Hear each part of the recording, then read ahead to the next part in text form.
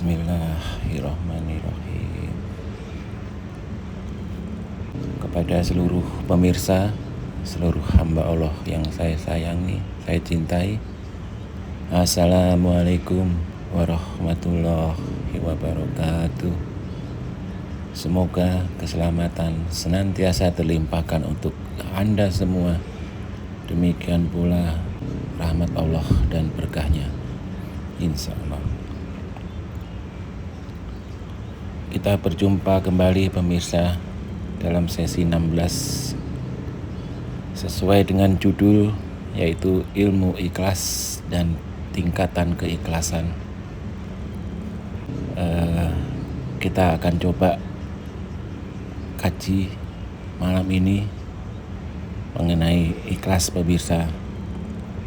Yang ikhlas pada pengertian secara umum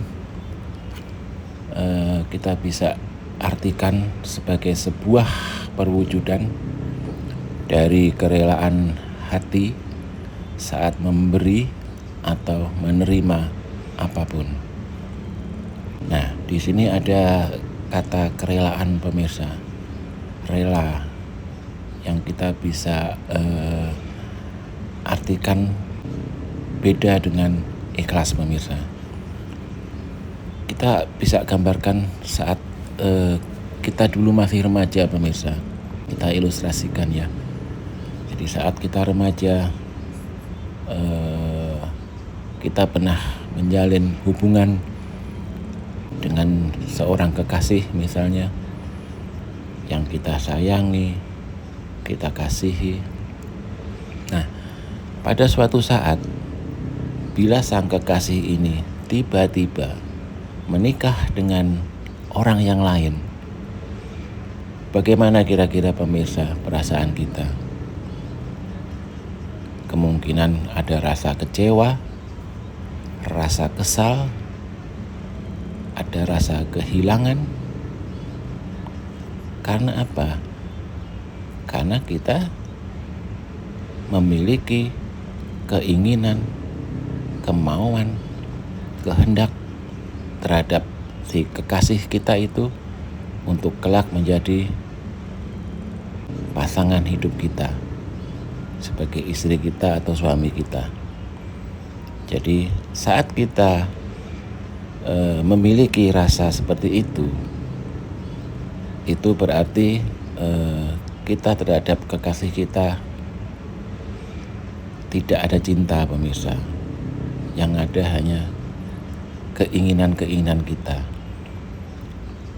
Sedangkan belum tentu keinginan kita itu sama dengan yang diinginkan oleh sang kekasih kita itu pemirsa.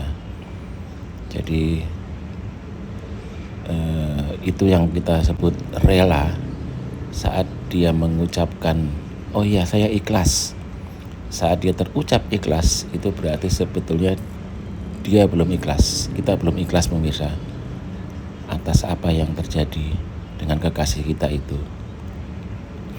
Jadi itulah yang disebut rela pemirsa. Nah, kalau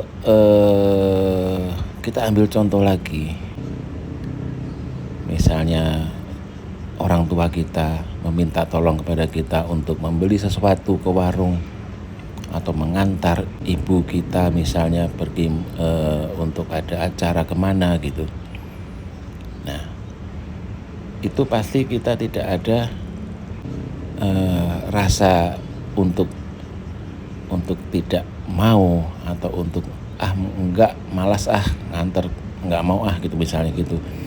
Kita tidak mungkin. Karena apa pemirsa? Karena kita tahu yang meminta siapa. Misalnya yang minta ibu kita, kita tahu ibu kita sayang kepada kita, cinta kepada kita, memberikan kebaikan-kebaikannya selama ini dengan kita. Otomatis kita juga sayang, cinta kepada ibu kita. Nah, kejadian itu kita tidak rela lagi, tapi kita sudah dalam tahap ikhlas untuk menjalankan permintaan ibu kita itu pemirsa. Jadi bedanya seperti itu pemirsa. Kalau memang kita tidak ada keinginan apapun terhadap ibu kita, karena kita melihat ibu kita telah banyak berbuat baik kepada kita, menyayangi kita, mencintai kita, otomatis permintaan ibu kita ikhlas menjalankannya. Jadi di situ bedanya antara rela dengan ikhlas pemirsa. Nah, kita coba gali atau kaji maknanya dari ikhlas, yaitu ikhlas bisa kita bagi dari dua sisi pemirsa. Kita sebagai subjek yaitu yang melakukan sesuatu atau memberi sesuatu. Itu yang pertama. Yang kedua, kita sebagai objek, yaitu kita diperlakukan oleh siapapun atau kita menerima apapun. Kita akan bahas yang kita sebagai objek terlebih dahulu pemirsa. Jadi kita sebagai objek itu kita diperlakukan atau menerima apapun, itu harus dengan ikhlas kita menjalankannya. Misalnya perlakuan orang terhadap kita, yaitu kita disalahkan. Nah, kalau orang yang ikhlas, dia tidak akan tersinggung, dia tidak akan marah, dia tidak akan merasa terhina saat disalahkan. Justru kita yang sudah ikhlas, kita harusnya bersyukur dan kita berterima kasih kepada orang yang menyalahkan kita, karena apapun yang orang lain perbuat terhadap kita itu pasti seizin Allah. Bila Allah tidak mengizinkan, orang lain tidak akan bisa berbuat itu kepada kita. Jadi kita berterima kasih kepada orang itu, karena orang itu sudah memberikan atau meluangkan waktunya, tenaganya untuk menilai kita, untuk mengingatkan kita dengan menyalahkan kita. Sebaliknya pemirsa, kita harus berpikir positif. Sadarilah bahwa manusia memang tidak bisa memberikan suatu kebenaran yang hakiki. Memang manusia sering melakukan kesalahan. Justru saat kita disalahkan orang, kita harus introspeksi diri untuk memperbaiki maaf pemirsa, untuk memperbaiki diri, belajar lebih banyak lagi dari kesalahan-kesalahan yang orang lain sampaikan itu. Itulah sikap orang yang ikhlas pemirsa. Terus contohnya lagi, misalnya kita dipandang sebelah mata atau tidak dihormati, ya kita juga harus ikhlas pemirsa. Kita tidak perlu marah, kita tidak perlu tersinggung, kita tidak perlu merasa harga diri kita terinjak atau seperti apa gitu. Karena memang Allah memang menciptakan umatnya ini memang beda-beda pemirsa, dari status sosialnya, status ekonominya, karena mereka semua menjalankan fungsi dan tugasnya masing-masing sesuai yang Allah kehendaki. Jadi ya memang kita harus memahami saat orang-orang itu yang merasa lebih dari kita, mungkin status sosial dan ekonominya, dia mungkin memandang kita sebelah mata, ya mungkin kita berpikir positif saja pemirsa. Mungkin mereka belum banyak memahami arti kehidupan ini, dan mereka belum memahami bagaimana mereka harus bersikap, berperilaku terhadap sesamanya. Contoh lain dari kita sebagai objek pemirsa, saat kita menerima apapun yang terjadi terhadap diri kita. Misalnya kegagalan dalam arti kita berupaya untuk membuat usaha apa misalnya gitu, atau kita dalam mahasiswa misalnya masih kuliah, gagal dalam ujian, ya itu memang kita harus yakin gitu bahwa semua adalah yang terjadi kehendak Allah, bukan keinginan kita. Jadi kita harus introspeksi lagi, kenapa ini bisa gagal, berarti kita memang kurang mempersiapkan diri kita, atau bagi yang gagal dalam usahanya untuk membangun bisnisnya misalnya pemirsa. Jadi ya mungkin itulah yang terbaik. Allah Maha tahu yang terbaik bagi seluruh umatnya. Mungkin kalau itu misalnya terjadi, berhasil, mungkin membuat kita malah kurang baik ke depannya pemirsa. Jadi kita harus yakin bahwa kalau memang gagal inilah kehendak Allah, dan Allah sudah merencanakan yang sesuatu yang lebih baik untuk kita. Terus contoh lagi misalnya kekecewaan dalam arti usaha kita misalnya mengalami kerugian. Ya kembali lagi pemirsa, semua adalah kehendaknya, dan kehendak Allah itu pasti untuk kebaikan seluruh hamba-hambanya. Itu pemirsa. Jadi kita ambil contoh lagi seperti kita kehilangan sesuatu. Nah, seperti yang pernah saya sampaikan pemirsa di sesi-sesi sebelumnya, saat kita merasa kehilangan, berarti kita merasa memilikinya. Sedangkan kita paham seluruh alam semesta dan berikut seisinya adalah milik Allah. Saat kita merasa memiliki, berarti kita mengakui milik Allah sebagai milik kita. Nah, itu yang harus kita hindarkan pemirsa, harus kita pahami, hingga kita tidak merasa memiliki apapun di dunia ini. Ada lagi contoh seperti misalnya kesengsaraan pemirsa.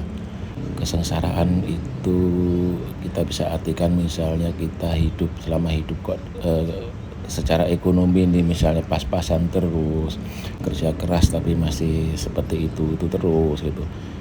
Nah, kesengsaraan ini sebetulnya adalah pengertian dari mata si hamba itu.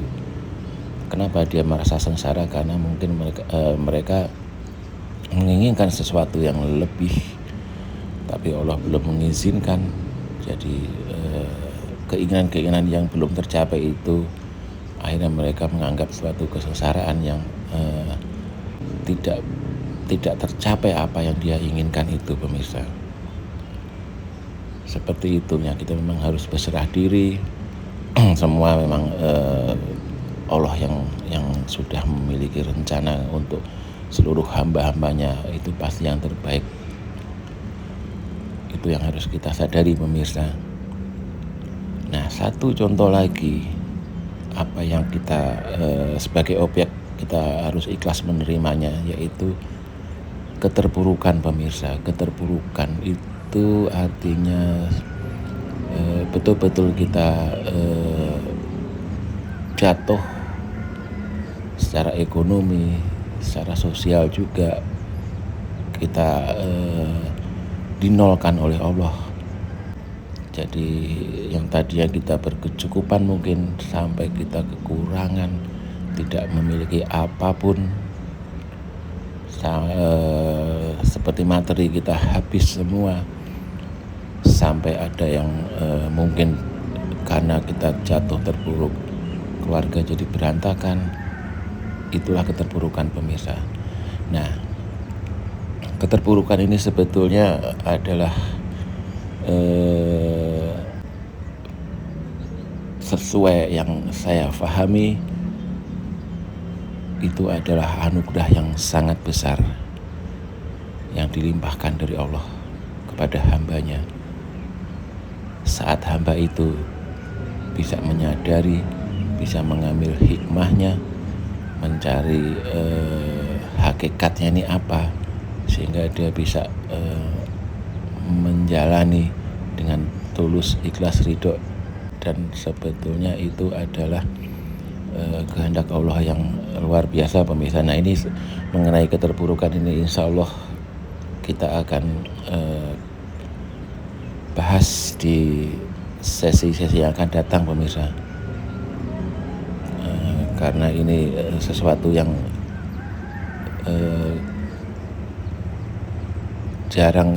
memang jarang terjadi, tapi ada yang terjadi. Ada hamba-hamba yang mengalami keterpurukan seperti ini sampai dia tidak bisa apa-apa, dan itu sebetulnya anugerah yang sangat besar, pemirsa.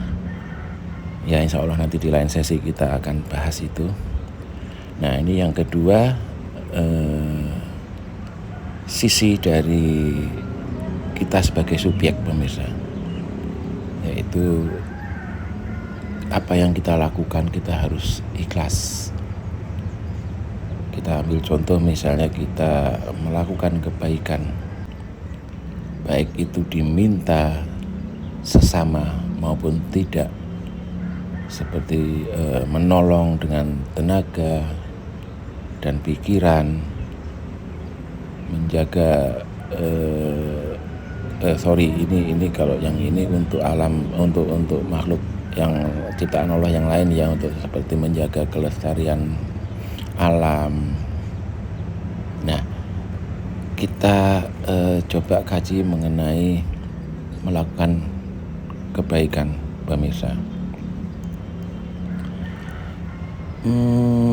Misalnya kita diminta untuk melakukan kebaikan berupa berbagi sesuatu, misalnya kita berbagi pemahaman. Nah, itu kita kalau memang kita paham, kalau kita ikhlas, itu kita akan memberikan dengan sukarela, pemirsa. Tidak ada harapan, tidak ada keinginan apapun dari yang meminta kita itu, pemirsa. Jadi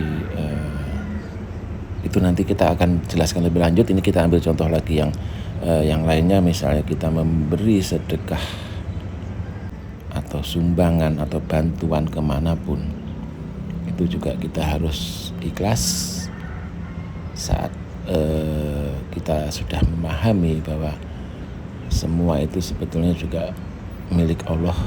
Jadi apa yang kita berikan itu sebetulnya hanya bukan milik kita. Saat kita merasa bukan memiliki apa yang kita berikan itu, itulah kita bisa ikhlas terhadap semua yang kita berikan itu, pemirsa. Nah, mengenai yang tadi, pemirsa, yang berbagi pemahaman atau berbagi ilmu, itu kita sebetulnya keikhlasan itu kita bisa bagi menjadi 3, pemirsa, ya, menjadi 3 tingkat keikhlasan sebetulnya. Ini kita sudah lari ke tingkat keikhlasan, pemirsa, tingkatannya. Jadi kalau sebetulnya ikhlas tingkatan awam itu berarti keikhlasan hamba yang kebanyakan itu memang sebetulnya sudah bagus, pemirsa. Jadi keikhlasan yang awam itu adalah bila misalnya contohnya kita diminta untuk menyampaikan atau memberi ilmu atau pemahaman gitu. Nah, kita di situ tidak memberikan permintaan kita atau keinginan kita untuk imbalannya. Jadi keikhlasan tingkatan awam ini kita memang ikhlas mau dikasih imbalan berapapun atau tidak sekalipun, harus ikhlas pemirsa. Tapi biasanya tingkat awam dia masih ada berharap untuk mendapatkan imbalan atas apa yang akan dia berikan itu pemirsa. Nah itu tingkatan keikhlasan tahap awal sebagai orang awam. Tapi itu ya sudah bagus pemirsa kalau kita berada di tingkat itu sebetulnya. Karena ya kita tidak meminta apa-apa, hanya kita berharap berapapun akan kita terima atas apa yang kita berikan sebagai imbalan gitu pemirsa. Nah, di atas tingkatan keikhlasan awam tadi itu pemirsa, itu ada yang namanya tingkatan muklis. Muklis itu satu makom di atas yang awam tadi pemirsa. Jadi orang-orang yang sudah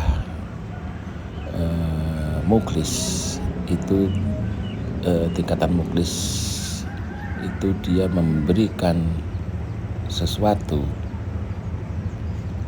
seperti contohnya tadi pemirsa ya, memberikan ilmu atau pemahaman kepada orang-orang banyak gitu, untuk kepada sesama gitu.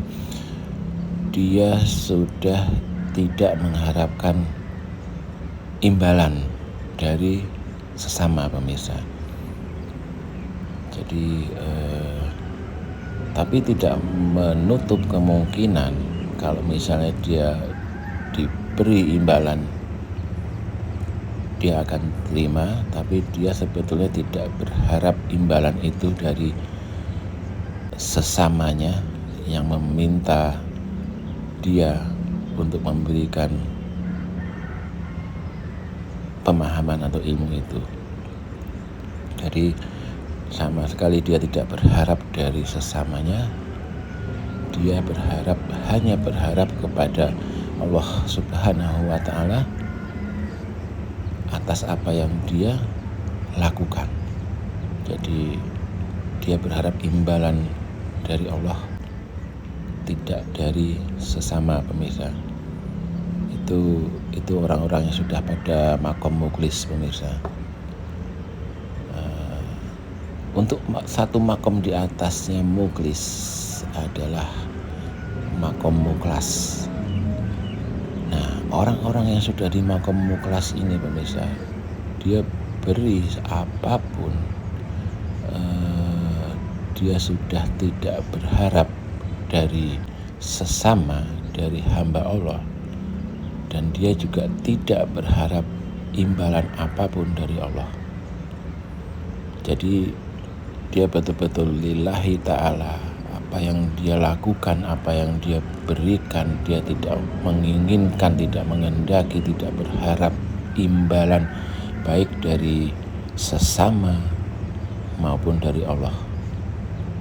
Jadi sungguh luar biasa pemirsa kalau sudah di makom muklas ini ya.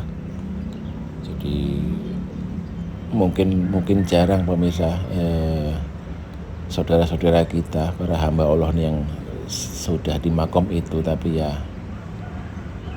kita tetap sebagai hamba Allah, kita berupaya untuk mencapai di situ pemirsa, dari makom tadi yang keikhlasan awam, orang awam. Di atasnya itu satu makom itu adalah makom muklis yang dia tidak berharap dari sesama, tapi dia masih berharap imbalan dari Allah. Satu makam lagi di atas muklis, yaitu makom muklas, saat dia tidak berharap dari sesama dan dia tidak berharap apapun dari Allah. Dia betul-betul menjalankan itu lillahi ta'ala, hanya karena Allah, hanya untuk Allah dan kepada Allah. Itu makom yang ketiga berarti ya pemirsa, dari awam, muklis dan muklas. Nah, satu lagi makom di atasnya pemirsa. Jadi sebetulnya ada 4 makom ya pemirsa, maaf tadi saya sampaikan 3 ya. Jadi sebetulnya ada 4 makom. awam, muklis, dan muklas. Nah, di atas yang muklas ini pemirsa, ini yang banyak para ulama mengatakan khawas itu adalah makom yang spesial dari yang spesial pemirsa. Jadi pada makom ini seorang hamba Allah, dia sudah bukannya tidak berharap kepada sesama lagi, tidak berharap kepada Allah lagi, tapi dia tidak merasa telah berbuat apapun, dia tidak merasa telah melakukan kebaikan apapun. Nah, hamba-hamba Allah seperti inilah mereka-mereka yang sudah memahami dan menerapkan dalam kehidupannya hakikat dari la haula wala quwata illa billah. Jadi tidak ada daya upaya dan kekuatan apapun selain milik Allah dan seizinnya. Jadi dia merasa apa yang dilakukan itu adalah semua seizin Allah. Apa yang disampaikan dengan mulutnya itu adalah mulut Allah. Pemahaman dan ilmu yang dia sampaikan juga itu berasal dari Allah, datangnya dari Allah. Dan dia berjalan juga menggunakan kaki milik Allah juga. Jadi dia tidak merasa memiliki apapun, semua milik Allah, dan apa yang dia perbuat adalah seizin Allah, dan bahkan itu adalah kehendak Allah.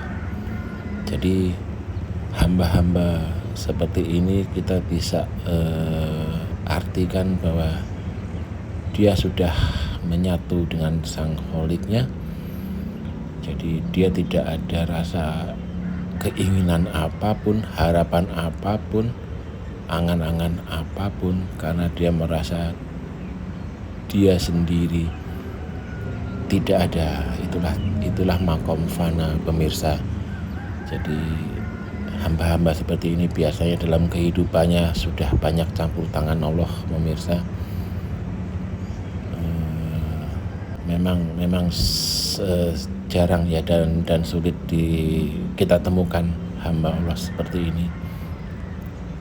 Jadi betul-betul apa yang